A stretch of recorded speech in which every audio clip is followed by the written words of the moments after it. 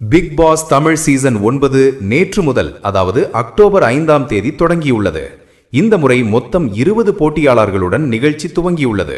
இவர்களில் சிலர் சின்னத்திரை பிரபலங்கள், சிலர் சமூக வலைதள இன்ஃப்ளூயன்சர்கள், மேலும் தமிழ் சினிமாவில் பல வெற்றி படங்களை கொடுத்த பிரவீன் காந்தியும் போட்டியாளராக களமிறங்கியுள்ளார்.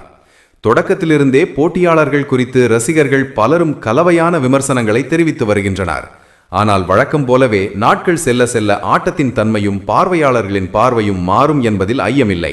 இப்போது ரசிகர்களின் விமர்சனத்தின் மைய புள்ளியாக இருப்பவர்கள் வாட்டர்மெலன் ஸ்டார் திவாகர் மற்றும் அரோரா. திவாகர் அடிப்படையில் பிசியோதெரபி மருத்துவர் என்றாலும் சமூக வலைதளங்களில் ரீல்ஸுகள் மூலம் பிரபலமானவர். சின்னத்திரை மற்றும் சினிமாவில் சிறிய கதாபாத்திரங்களிலும் நடித்துள்ளார். இவர்தான் பிக்பாஸ் வீட்டில் முதல் போட்டியாளராக நுழைந்தவர். அதேபோல் அரோராவையும் சமூக வலைதளங்கள் தற்போது அதிகம் பேசிக் கொண்டிருக்கின்றன.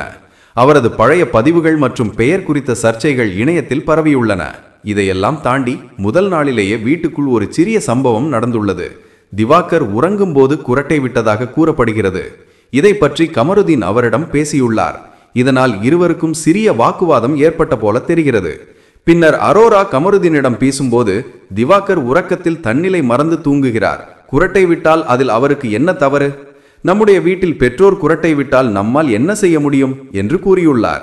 மேலும் அவரிடம் யாரேனும் நல்லதாக பேசினால் கூட ப்ரோமோவுக்காக தான் பேசுகிறார்கள் என்று நினைக்கிறார், அதனால் அவரிடம் பேசுவதற்கே பயமாக இருக்கிறது என்றும் கூறியுள்ளார். அரோராவின் இந்த நேர்மையான பேச்சு தற்போது இணையத்தில் வைரலாகி வருகிறது. பலரும் அவரது சமநிலையான பார்வைக்கு பாராட்டுகளை தெரிவித்து வருகின்றனர். அதே நேரத்தில் திவாகரின் நடத்தை குறித்து ரசிகர்கள் விமர்சன குரலில் பேசுகின்றனர்.